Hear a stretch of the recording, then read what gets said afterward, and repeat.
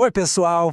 Hoje a gente vai conversar sobre uma ferramenta de proteção que é super importante para organizações como igrejas, clubes, ONGs, mas que, por incrível que pareça, muitos líderes acham que não precisam. Vamos entender o porquê disso.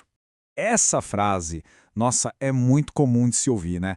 A ideia é que por todo mundo ser próximo e ter laços de confiança, os controles formais acabam sendo desnecessários.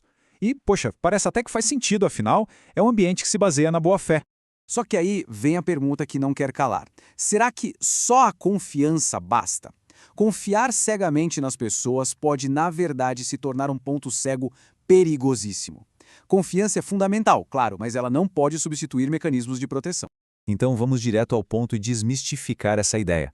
Essa cultura de somos uma família, mesmo sendo bem intencionada, pode acabar criando uma falsa sensação de segurança.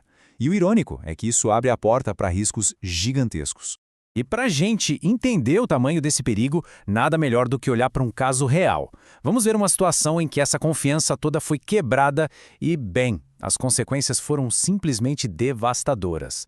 Imagina a cena. Em uma igreja, o tesoureiro, aquela pessoa que todo mundo via como sendo de extrema confiança, estava desviando dízimos e ofertas por anos. O rombo financeiro foi enorme, mas o estrago na reputação e na confiança da comunidade foi ainda pior. E o impacto no bolso, o impacto tangível, tá aí. Uma queda de 40% nas doações. A falta de um sistema de controle não só permitiu a fraude, como quase quebrou a instituição quando a verdade veio à tona. Fica claro que confiança, sozinha, não substitui o controle.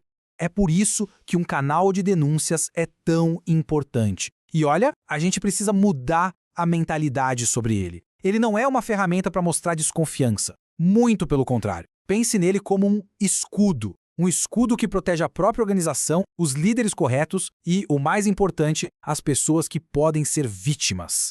E veja bem, o exemplo da igreja não é um caso isolado. Cada tipo de organização do terceiro setor enfrenta um conjunto bem particular de ameaças que muitas vezes a gente nem percebe. Vamos dar uma olhada nisso? O que é bem interessante aqui é ter essa visão geral. A gente vê de tudo: desvio de dízimo em igrejas, fraude em contrato de reforma de clube, uso indevido de doação em ONG, e os problemas vão muito além da grana, né? Estamos falando de assédio, abuso, discriminação. Nenhuma organização está imune. E aqui tem um ponto que é, assim, crucial. Se a pessoa que está lá no topo da hierarquia é quem está cometendo a irregularidade, para quem uma pessoa vai reclamar? Como é que se faz? Um canal anônimo, e de preferência externo, é a única forma de passar por essa barreira de poder e medo, permitindo que a verdade apareça. Ignorar esses riscos todos tem um preço. E, nossa, ele é altíssimo. A falta de um mecanismo para denúncias não é só uma falha ética. Ela traz consequências legais e de reputação que são muito severas. E as consequências são bem concretas, viu? Os líderes podem ser responsabilizados pessoalmente na justiça, a organização pode perder benefícios fiscais, o acesso a verbas públicas pode ser totalmente cortado e, claro, o estrago na reputação pode ser para sempre. Isso sem falar nos custos com processos judiciais. Essa comparação aqui deixa tudo preto no branco. Sem um canal, a organização é vista como negligente e os problemas viram escândalos públicos.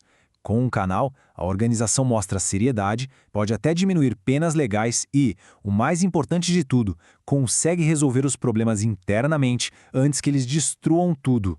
Ok, o problema ficou claro, mas e como construir essa proteção?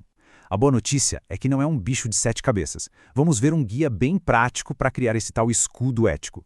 O processo pode ser dividido em 4 passos bem simples. Primeiro, usar uma plataforma externa para garantir o anonimato e a independência. Segundo, comunicar para todo mundo que o canal existe. Terceiro, deixar muito claro que não vai ter retaliação contra quem denunciar. E quarto, ter um processo bem definido para investigar cada relato com seriedade. Para a gente fechar, nada melhor do que ver como isso funciona na vida real, né? Vamos analisar nos casos em que um canal de denúncias não só evitou um desastre, mas acabou fortalecendo a organização. Olha só esses exemplos que poderosos. Uma ONG que evitou um caso de abuso infantil. Um clube que economizou R$80 mil ao pegar uma fraude. Uma igreja que protegeu seus jovens e a própria reputação ao agir de forma discreta com base numa denúncia. Isso mostra o poder preventivo dessa ferramenta. É incrível. No fim das contas, a mensagem é essa. Um canal de denúncias muda o jogo. Ele pega o que seria um escândalo devastador e transforma numa chance de agir do jeito certo, de reforçar os valores e de mostrar para todo mundo que existe um compromisso real com a integridade.